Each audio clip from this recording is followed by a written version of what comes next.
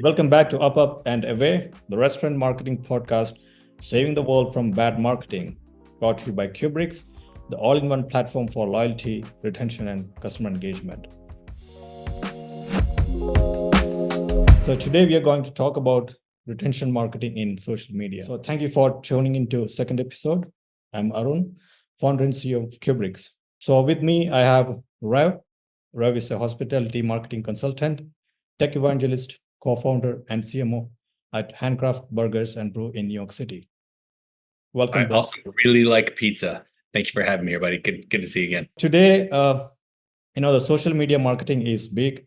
Everybody is onto it. So let's understand when it comes to social media marketing, what works, what doesn't work. Different platforms are, you have different content strategies. You have Facebook, Instagram, X, TikToks, etc. So let's hear from Rev, what are his thoughts on social media marketing and how to approach it. Amen. I get asked questions about social media 964 times a day. I'm not even sure how the math works out on the minutes I'm awake versus the amount of questions I get, but I get a lot. And for sure, look, I think social media is really, really perplexing and really confusing for restaurants. We kind of all know we need it. It kind of has this tendency to really work. It has this really, really difficult nature about it. As I like to say, the content monster is kind of always hungry. And for sure, every day we see brands that like go viral or blow up online, and then we all want that, right? But it's not that easy. It's just not. Intentionality is half the battle. Consistency is super important. Being on brand, and I say this all the time as somebody who's a marketer who creates a TikTok every single day. I basically produce a movie every day. Right? Staying creative and being engaging is really, really, really, really, really hard, even for professionals. So when I think about it in terms of the restaurant marketing ecospace, and I think about where does social media fit and how to prioritize and all this stuff, there's a couple of things that I think are super important to realize. Okay.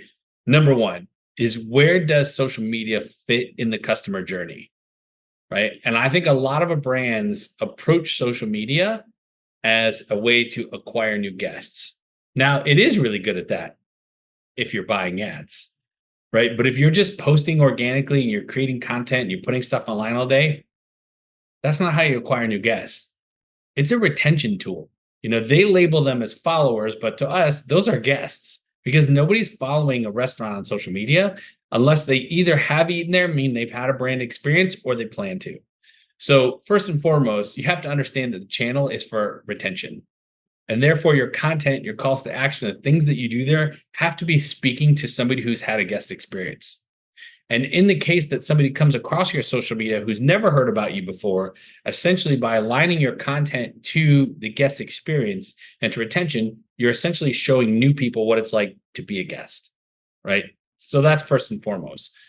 And also, I look at it this way, like, where does it fall in the funnel? So first of all, it's definitely retention. Unless you're buying ads, then it's acquisition. It can be both, right? The key thing here is, when I think about the amount of work it takes to have a really good, engaging, entertaining, informative, on-brand content, and the amount of work that it takes, honestly, I deprioritize it against something like buying Google search ads, against proper segmentation and weekly newsletters and email automations and text marketing and loyalty, because all of those other systems, email, SMS, loyalty, ad buying, all that stuff, have scalability to the effort, right? I can send an email to every single guest that's ever dined with me in like 30 minutes, right? That's much easier than like learning how to dance and telling funny jokes about a burger. You know what I'm talking about, Arun? Yes, indeed. When you engage with your existing customers in social media, first of all, it has to be very much connecting, and it should reflect values and ethos of your brands. It has to align, right? The content and your brand has to be very much in alignment. It cannot be different from what value you want to perceive, you want to be perceived by the customer. Let's talk about that for a second, because here's something I don't get, right? Like, the QSR brands battling each other for wittiness on X.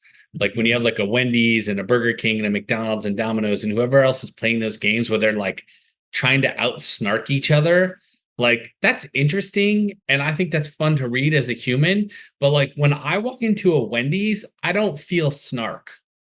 You know what I mean? When I walk into a McDonald's, I don't get cheekiness. So I agree with you that I think your content needs to be on brand, but I don't understand brands who misrepresent who their brand is online. That's probably a whole other podcast, but I'm totally about like whatever you're doing on social needs to replicate what the brand value is and what the experience is. Yes, exactly, right. So every brand, when consumers think about every brand, there is a certain persona of the brand which comes into your mind, right? So if you think your brand is funny and it's funny, then have the funny content, right? If your brand represents some serious fine dining, the theme which you put into the social media should reflect or should be consistent with their mental picture of your brand. That's what I'm thinking. And secondly, coming to that, our original topic, right? Retention marketing. I think we have to really separate the two kinds of marketing. One is for acquisition, the acquisition marketing, and retention marketing. I think that objective have to be in mind when you. I think typically, in my belief, that social media people see is as for acquiring, more for advertisement, but you can do a lot to from a retention perspective. I think one thing which you should do when you do a posting, you should have that objective in mind. Who is my target audience? Is it an acquisition? Is it content based on new acquisitions, or is this a content for engaging my existing customers? I'm gonna ask you a question. um, what would be a way to like look at your restaurant data and use that to define who's your guest on social media? Yes, yeah. I think your existing restaurant data, and it's a gold mine of information and insights about your customers and their behavior, their purchase habits, and everything. So what you want to do is that you want to sort of extrapolate your existing data into the social media world. What it means is that you can, for example, you can find out from segmentation, you can find out who are your high value, high spending customers, who are your repeat customers. And then a lot of advanced marketing platforms, including Kubrix, give you the ability to upload that segment into social media. And then you go to, let's say, a Meta ad campaign manager, and then create lookalike segments based on people who look similar. And that could give you a much more exact targeting rather than spraying the bullets everywhere. Yeah. So, all right. So now we're talking about using current data to Right. create an ICP and then leveraging paid ads on Meta for acquisition. Like that to me seems smart. And so, like, if you were able to go in and say, okay, I have X amount of guests who have Y amount of habits, blah, blah, blah. Let's shave off the really extreme great guests and the really extreme one timers and like look at that sort of 80% down the middle. What do they look like? Exactly. How do I find more of those people? And I think what you're talking about is creating lookalike audiences and then sending ads to find other people that like already kind of like what you do. Right, right. The seed for that lookalike audience is your existing customer base. Exactly. Would you recommend, again, thinking about social as an acquisition channel? Like, okay, at my burger shop, I know people who've dined with us 3 or more times gravitate towards our deep fried hot dog or our chicken sandwich. Okay, I call them our retention items. You find your way down the menu, you get these things, right? Those to me are my literal best customers. Is it worth me creating ads for somebody who's taken such specific actions, or is that like way too intense of a lookalike audience idea? I think you should give it a try because again, we can't generalize based on one observation opinion. But my thought is that you should try it, and especially if you have a sense that your brand is very unique and there's a certain segment of customers who fall into that, then you should at least give it a try. And then if you go to Facebook or other social media campaigns, there is an A/B testing, so you should be able to do that and say that how well it performed. My gut feeling is that it should do much better than a random advertisement, spraying to everyone. So if you, for example, if you want to promote a specific kind of food, and if you are certain that what typically this is liked by college kids in 20 to 22, between 20 and 25 years, or that I'm just giving an example. But if you have a sense that your certain food items are mostly popular among certain segments, it very well worth trying it out and then extrapolating that into Facebook and giving an advertisement for that food for the lookalike segment. Do you have an opinion on combining lookalike audiences with interest targeting? Like, if I'm going to run two audiences at the same time, would you recommend that? Can you come to, when you say interest targeting, that's what we just discussed, right? So lookalike audience, I upload a spreadsheet of my best guess and I say, Facebook, find other people like this, right? Interest targeting is I go into Facebook and say, people that live in this area that are 18 to 34 who like cheeseburgers and online ordering. That's interest targeting, right? Like I'm taking a hunch, like I'm not really using lookalike data. I'm just trying to drive some top of the funnel. Do you have any opinion on using both at the same time? I think typically you don't want to kind of have two campaigns going at the same time unless you're absolutely sure that they are mutually exclusive when it comes to audience, like their audience are totally separate. Otherwise, you are risking cannibalization. But to your question, right? Lookalike is kind of doing the same thing. It's just that what you do with your own observation. Hey, my customer for this segment is 18 to 34. Let me find people who are in 18 to 34 in Facebook. Lookalike is kind of same. Only thing is that Facebook uses more information to make it more accurate. It's more like an algorithmic way of what you would have done by yourself. It's not very much different. For sure. All right. So Rev, few certain other questions I have, right? So when you do the social media marketing, how often do we need to post? When to post? What kind of hashtags use? So we'd love to know your thoughts there. So is it like how often is like too often, or how less is too less? Yeah, you're not the first person to ask me that question today, this week, this month, or this year. You're probably the 700th. We all want to know that, and unfortunately, there's kind of like not really a guide for it, right? There's what I believe to be sort of like general best practices that I'll share here in a second, but really Arun, the right answer, and this is you need to test, right?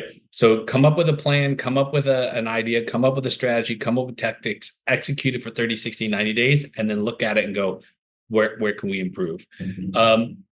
Now, what I'm about to share was shared to me from a restaurant brand that I consult for, who their social media person has a friend at Instagram, and they called them and said, just tell me what to do. So he shared that with me, so I'm going to share that with you. Now, whether this is still a best practice or not, I don't know. You should test it, but on paper, it reads right to me. Okay. Here's what I was told, and here's what I believe, also based on my own usage. Okay. On Instagram, Facebook, the same, an in-feed post every other day. So you don't need to do every day. I do every day, but you don't need to. Okay. So go Monday, Wednesday, Friday, Sunday, Tuesday, Thursday, Monday, every other day, in feed, a mix of carousels. So multiple pictures and multiple images in a swipe, and reels, so videos. Okay. And the reason you go back and forth is this is my understanding. Reels and video content on Instagram or Meta are really good for reach. They're really good for getting to as many people as possible. So from an awareness standpoint or a top of funnel stage, which again, I said social media is not really good at that organically, you have the best chances of being discovered with reels. Okay. Now, carousels, literally 2 to 3 or 5 static images that you can swipe through, are better for being seen by people who already follow you. So carousels align a little bit more to retention, and reels align a little bit more to acquisition or awareness, reach. Now, purely from a creative standpoint, if today I see some photos from you and next week I see an interesting video, it's also just mixing up the content. It's just keeping it fresh. So again, whether that is algorithmically what Instagram wants or not, it feels right to me. It feels like the right mix. Now, there's also Instagram stories and Facebook stories. What do you do there? Again, we were told this, whether it's algorithmically accurate today or not, it still feels right to me, is that on the opposite days where you're posting in feed, you post to your stories. So if I'm doing feed Monday, Wednesday, Friday, I'm doing stories Sunday, Tuesday, Thursday, right? and that your story content needs to be a little bit more, as they say, BTS, behind the scenes, right? A little bit more of like kind of raw, show me what's happening. Like it doesn't need to be overly curated. Like give me the lifestyle, show me what's going on. Here's some fun pictures or videos in the kitchen, etc. And that I was told this, and I firmly believe this: never, ever, ever, never, ever post to your stories without adding a sticker. Okay. And a sticker in Instagram stories is literally anything you can lay over the top. It could be text, it could be a link, it could be an emoji, it could be another picture, whatever. If all you're doing is putting a video and post into stories and not doing anything else to it, you're missing the boat. Okay. So I'll review that real quick. Every other day, in feed post, mix of carousel and reels. On opposite day stories, and never post a story without a sticker. That's interesting. Okay. Now, and you asked about hashtags. The hashtag game on social media, especially Instagram, has definitely changed. It used to be that's how you got the most reach. You could have up to 30 hashtags and make sure you're putting a mix of this and that's and this is and that's is. It has recently changed. Okay. My understanding now of how it works, and again, nobody will tell you the real answer, is that Instagram hashtags and Facebook are now about categorization. So whereas in the past, I would have told a brand not to use hashtag burger because it has 30 million views, right? And you're never going to come to the top of the explore page. Like that's kind of out the window now. By doing hashtag burger, as long as that is what the content is about, you're signaling to the Instagram algorithm like, hey, look at me. This is for people who care about burgers. Whether that's 100% the case or not, but that is what we've been told. And the jury is out on how many hashtags to use. You can use up to 30, but I've also been told that Instagram is viewing that if you use 30, it's now spammy. I guess Instagram can make it harder to use their platform, but my best practice would be go with 10. Go with 10 hashtags and make sure that they are categorically relevant to your business and the content, and that they are also geographically relevant. So using my burger shop in Times Square, Bryant Park as an example, I could do hashtag NYC food, hashtag cheeseburgers, hashtag French fry lovers, hashtag Bryant Park. Like bit more mix of that, but essentially use the hashtags to categorize the content. Two other things about hashtags. Again, I'm not an insider, but this is what I understand, is that if you constantly use the same hashtags over and over and over and over and over, Instagram sees that as spammy. So you need to vary them up. And I would tell you that is ideally a best practice to have a brand hashtag and use it in every post. So like Wendy's should use hashtag Wendy's in every single post because they're a big enough brand that they're signaling to Instagram, this is Wendy's content. Does that make sense? Yeah, yeah. So that means you need to, I mean, will you say that you need to have hashtags in every post, at least one? I mean, so Instagram has not given us a roadmap. Nobody has said this is exactly what to do. But if you don't have them, I believe that you're missing an opportunity to be categorized by the algorithm. Yeah. And look, and I think also it's also indexing. Like I sometimes go to Instagram because I'm looking for something specific. So I'll search by hashtag, and that might help me get where I want to go. So, you know, we're not throwing out hashtags. We just need to be really smart about it. Got it. Okay. A different question. You know, since the early days, there's always like, hey, like me on Facebook, like me on Insta. Is that still cool? Is that still an in thing, or those days are over? I mean, you know, are you saying like, is it okay to have POP in the store, or to say that to have like a sticker on the window? Yeah. Exactly. Things like that. Or I get email and at that bottom, like, hey, like us in Facebook. I mean, is it still cool, or is it? You know, we could probably debate that for an hour, but I tell people all the time, the most important lesson my mother ever taught me was don't ask, don't get, you know, or you miss all the pitches you don't swing at, that kind of thing. Right. And I believe that the most important lesson I learned on my own was know when to ask. Right. And so like my whole thing is like, if I don't ask you to follow me on Instagram, like I missed that shot. Right. So I would tell brands, you know, to find their way of doing that. And so like us on Facebook doesn't sound like your brand, but join the conversation on Instagram does. Like, who cares? Here's the mistake. I see this like every day. I'll get a menu, right? And I'm not at all picking on my friends at Nino's because they did it the right way. But you'll have these links down here that'll just say the icons, but it won't tell me what the screen name is. Now you can't see this on Nino's, but they do have this written there. But if you just have like a TikTok logo on your pizza box, like, did TikTok pay for that box and they're advertising to me? Like, if you don't actually tell people what the screen name is, or you don't give them a QR code to go there, you don't like help them complete the journey, you're absolutely missing the boat, right? If you're going to ask people to like you on social media or follow you or join the conversation or whatever, make it easy for them to get there. Got it. Okay. So something you just mentioned, right? Conversation. So does it make sense the brands to create some interesting conversations and or initiate those conversations and let the people, followers debate it out? I mean, is that a good strategy? Have you seen it happening? So you're saying like, if I'm a hot wing joint and I post something on social media that says, "Do you like it hot or mild?" Comment below. Yeah, sort of like that. Yeah. Yes, I do not do enough of this myself, so I'm for sure guilty of my own advice, but yes, couldn't recommend it enough. My buddy Ryan from Eat Famous in Toronto recently kind of went viral, couple million posts. So he did a thing about like what should go on nachos or something like that, just by simply asking a question.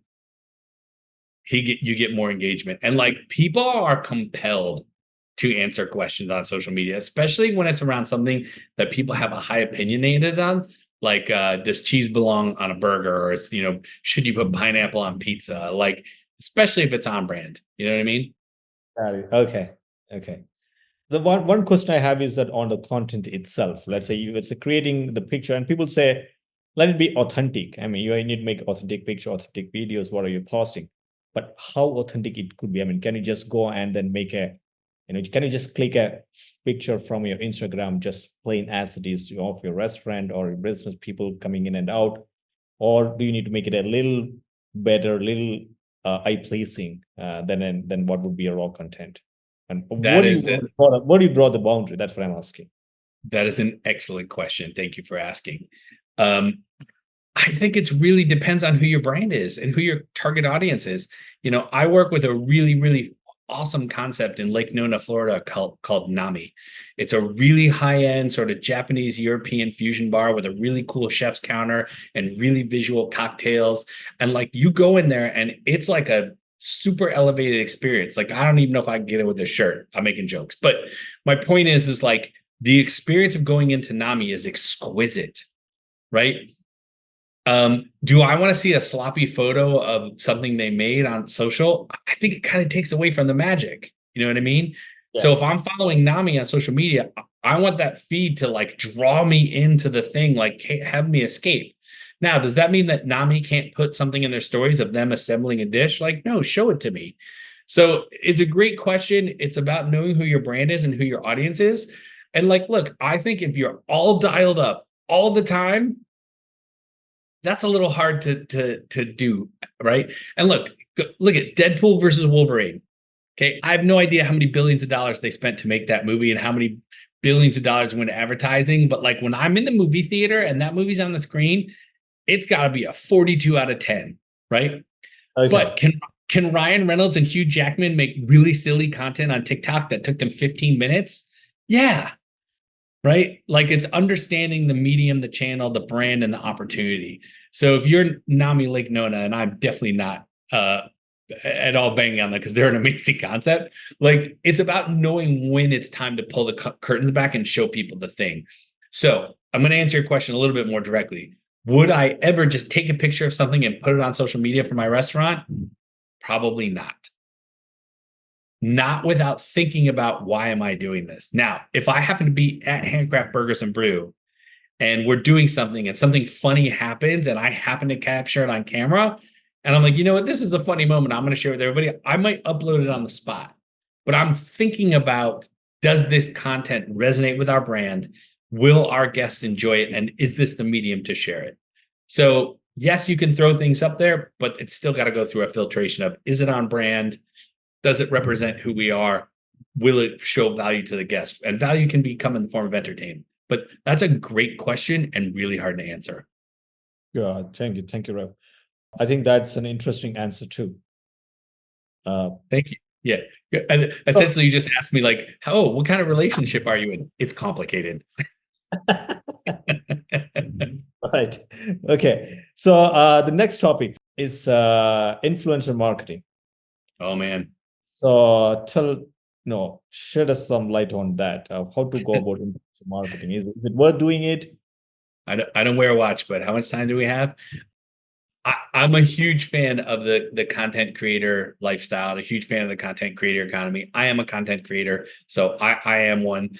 But I look at it this way: content creators and influencers are out there creating content. It's a form of art, okay?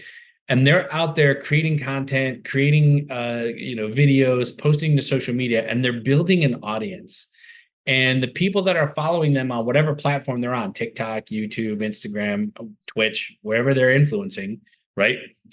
Follow them for a reason, because they trust their recommendations or they like their content, right? So if I want to gain audience from somebody, there's lots of ways to gain audience. I could buy Facebook ads, I could buy Google ads, I could put an ad in the newspaper, I can advertise during the Super Bowl. Influencers and content creators are just another channel. But what I like about it is it combines a couple of things. It combines the power of targeted audiences, right? So if I'm working with content creators and I know their audiences care about the things I serve, number one, targeted audiences. Number two, it's creativity, right? It's creativity. I'm seeing somebody else's product, right? Also, if you're letting the content creator telling it in their story, by the way, you know who sells your product the best? Not you, right? It's the people that love you that do the best for you. That's why word of mouth marketing is so important. So with an influencer, you're getting content, you're getting word of mouth marketing. So you're getting a whole bunch at once. And then ultimately also, like, it's a UGC. If an influencer posts about my brand today, I don't have to post anything. You saved me the headache of having to create content today because you did. So look, I think it's great because it's creative. It stokes word of mouth. It's about connecting to new audiences, and it's about generating content. I'm a massive fan. I mean, influencer marketing is only a new name for something that's been around for a while. Like, who remembers Michael Jackson dancing on a Pepsi stage during the Super Bowl? It's influencer marketing. You know what I mean? That's all it is. So I'm a big fan. I will say this though. I believe that it is a little bit like being in the Matrix. Like, once you take the pill, that's it. It's an always on channel. You can't like dabble in it and then not do it again. It doesn't work like that. It's the type of thing where like in New York City for sure, if there's a restaurant that 10 or 12 influencers are kind of posting about in any given week, people are going to see it. It's an awareness game. You know what I mean? And so if you're gonna start influencer marketing, you don't turn it on and turn it off, right? Yes. Okay. Huh? You just keep it on. I mean, once you're on, once you're in, you're in. Okay. Yeah. And I'm gonna ask you a couple questions about this, but here's another one that brands miss out on that I can't believe. Okay. If you have identified that a particular content creator or influencer is a right fit for your brand and your message, you should work with them more than once. Okay. Because if I, as a content creator, go post something in my social media, and I got 130,000 followers on Instagram. My videos get between 8 and 10,000 plays. That's pretty good, but that's a fraction of my followers, a fraction. If I'm the right fit and my audience is the right fit, you should work with me again and again and again and again. Because also, the more times I talk about your brand to my followers and my audience, the more trust I build for you. Because if I go to the boards 3 or 4 times for a restaurant I clearly like it. And so every time somebody sees that content from me again and again, it builds trust that you should go check this out. So I don't know, what's your take on influencer marketing? Where are you at with this?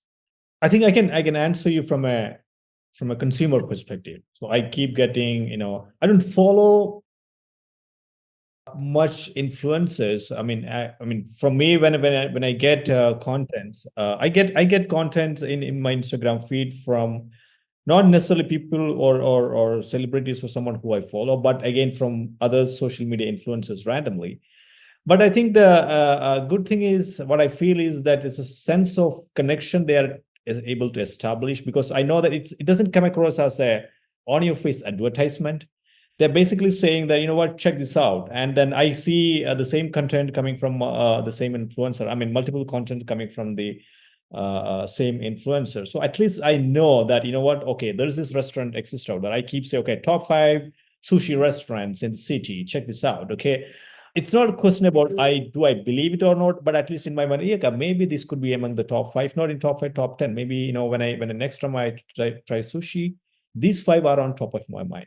Right. And if my experience with that one content is being good, the next time the same influencer posts something else, I might tend to follow that. And so remember, every time I get interesting recommendations for restaurants, hotels, experiences, I save it. So next time I make a trip, I go to restaurants, I want to choose, or where do I go? I want to explore new ones. And I go to my feeds and see, you know, what are those recommendations? It's more like, hey, here is a curated information for you, so that I don't have to search to Google and find out. And some guy is telling me, and looks like he's got a lot of followers, so maybe he's genuine enough. So, all right, I'm going with you. So that's kind of my take on that. So I've never been. I'm open to influencer recommendation. I mean, it just helps me. It helps me save time. I don't have to go Google search or something and find out whether it's genuine or not. So it Yeah, works. I think I'm just going to say all of us for the sake of the conversation. I think all of us get stuck in the death scroll. Like I'm laying in bed, I'm kind of like unplugged for the day, or I'm sitting in waiting to get on an airplane, or like I'm at the bus stop. Like I have 5 minutes to do nothing, and TikTok or Instagram, scroll, right? Like, and those things pop into our feeds from here and there, and like, then it doesn't happen by mistake. You know what I mean? Exactly. You might as well jump in the ocean, and you might as well jump in the river and swim downstream. Right, right. And Rav, any thought on how to find those influencers? Like I'm starting my restaurants, and now I need to get into, or it's been a while, I need to get into the influencer marketing world. How do I decide who's the right influencers to approach to? Who are those the right people? I mean, is there any platforms out there? Like, what's the best way? It's a great question. So there's sort of 3 ways to do it. There's the manual way, which is, if you're on a small budget, you have an independent store, or you're just trying to solve the problem for one particular store, go find 2 or 3 restaurants that you know are popular near your location, go to their Instagram account, see who's tagged them. If it looks like an influencer, it's an influencer, and you can DM them. Very manual process. Okay. All right. Okay. Okay, that's number one. Number two, there are sort of like on-demand-ish platforms like a Mustard, where like you sign up and they have a curated bunch of influencers, and you sort of put offers out there and in place. And that's sort of more kind of like a automated on-demand thing. And like, look, if you're really, really serious about content creators and you really have a budget and you really, really want to do something, hire an agency. Managing content creators and influencers is a ton of manual work. It's a ton, because there's so much creativity, there's so much involved, there's so many points. I can't think of a single restaurant brand that has somebody in-house who is skilled in influencer management. Just hire an agency. There's people who are very good about this. They'll handle all the pieces and parts for you. Trust me, there's so much headache to working with content creators. I know, because I am one. I create headache. Hire an agency. If it's really that important to you, hire an agency. Got it. Okay. Some interesting thought which came to my mind. I mean, can you create an AI bot which is an artificial influencer marketer who assimilates contents and then speak in the right voice and then who appears as human? But that could be there's an interesting solution out there called Tabolo that kind of does that. You shoot a bunch of stuff, you feed it in Tabolo, and then it creates social media content. Not necessarily an influencer doesn't create a persona like a Rune bot, but it can do that. Okay, that's interesting. Okay, I think we have about 10 more minutes left. So keeping it short, so on promotions, right? So will you say that you keep social media only promotions, or do you advertise every promotions to social media also? I mean, what do you think is the right strategy there when it comes to promoting your promotions in social media? So this is the way I think about it. Okay, the business has an overall goal. Our goal could be to open X amount of stores this quarter. It could be increase same store revenue. Like we have an overall sort of overarching goal, right? Then it's up to especially the marketing team to think about, what can I do to match that goal, right? So it could be we want to increase new guest acquisition. We want to increase LTV, whatever it is. You have to have a goal. Then you have to think, what kind of strategy and tactics can I apply against the goal to get it to work? Okay. And you could decide, like we do at the Burger Shop, we have a Burger of the Month program. The Burger of the Month program solves a lot of issues for us. We always have new content to create. We always have new content to promote. It's a great retention tool, right? So I know every month I have to do this. So when I think about what to do there and how to balance that all out, I line it to the campaign. And so it's not just what do I do in social media, it's how does this channel of social media lend itself to the goal, right? And so again, if I'm gonna use the Burger of the Month because it's an easy thing for me to sort of talk about. We have a burger every month. I promote it on our website. I promote it on our online ordering. I promote it on social media. I promote it on email. I promote it in store. I promote it on SMS. So social media is merely one channel that I can use to deliver a message, right? And so we don't usually think about what's our social media strategy. We think about how does social media lend itself to our overall goal, and what part does it play in the campaign of the other thing we're doing, right? When you start at social media, you'll screw it up every time. When you look at social media as how do I use this channel to deliver against my goal, you're much more destined to win. Interesting. Okay. What are your thoughts on, I mean, will you say that social media has got wider reach than, let's say, an email campaign? It's a great question. So I did say social media is about retention, and email is also about retention. Here's again why I would perfect my email game first. Okay. Email is a really easy, scalable way to reach a lot of people in an effective manner. And open rates, if you're good at them, my clients are, my restaurant is, for an email is, north of 25 to 30%, meaning 1 out of 4 or 1 out of 3 people see the message. Creating content on social media takes a ton more effort than an email. It also requires a ton more frequency and requires a whole lot more to it. So it's a high effort. Okay. Then I go put it on social media. And if I don't pay to advertise it, less than 1% of my followers see it.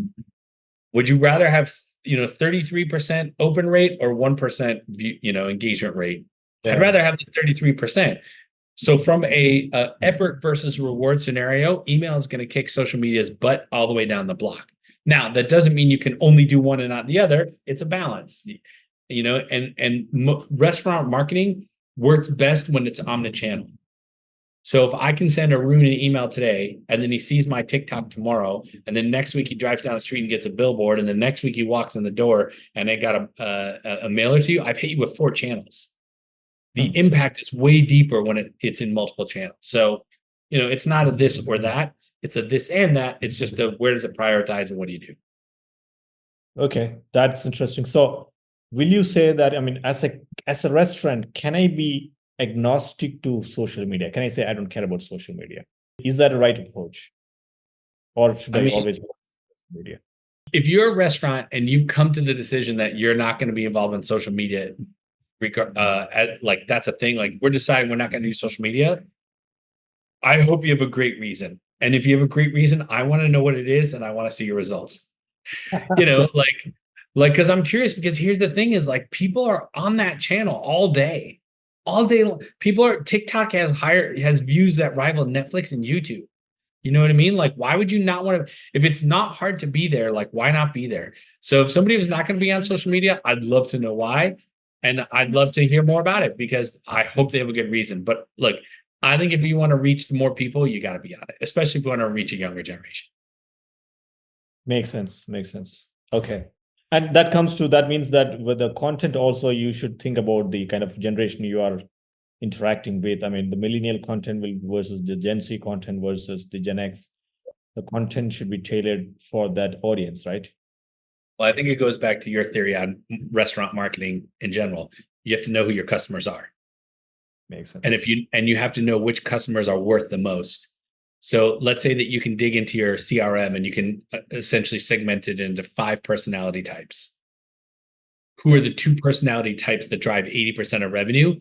You should probably align your content to those 2 personality types. Makes sense. Okay. And do you have an opinion on what is the best social media when it comes to restaurant marketing? Like, am I on Insta, Meta, X, and TikTok? I love this question. What is the best social media platform to use for restaurants? Well, so the easy, quickest answer is Instagram. Instagram is made for food and video, and it has the biggest reach and it's easy to advertise. Now, most people are hoping I was going to say TikTok, but here's the thing. I've talked to the TikTok people. It's not a social media platform. They don't even see it as one and they don't use it as one. It's an entertainment channel. If you're thinking about what do I do at TikTok, you have to think about what would you do on Netflix and YouTube, because that's how it's being consumed. It's not social. It's entertainment. Now, creating movies is really, really hard, and creating video on TikTok is really, really hard.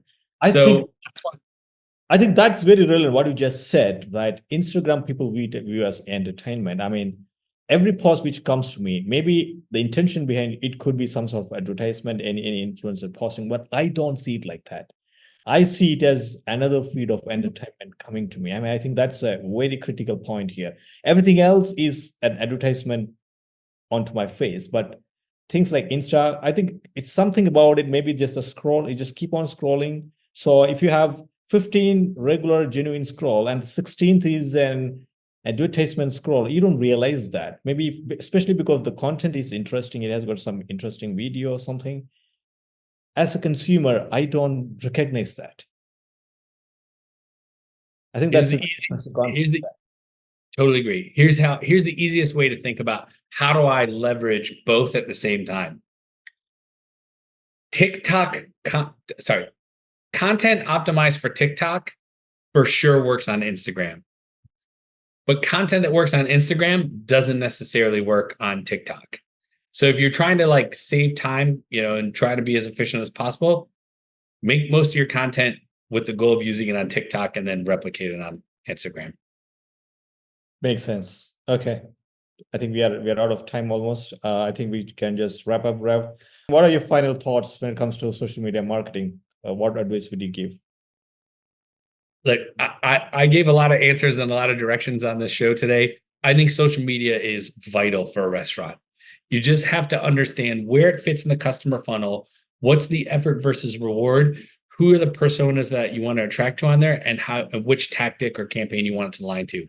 If you can get all that together, then time of day, what type of content, how often should I push in hashtags, those questions will answer themselves already. If you already know why I'm using it, how I'm using it, and what it does for the rest of my business, a lot of the other questions kind of fill in the gaps. Makes sense.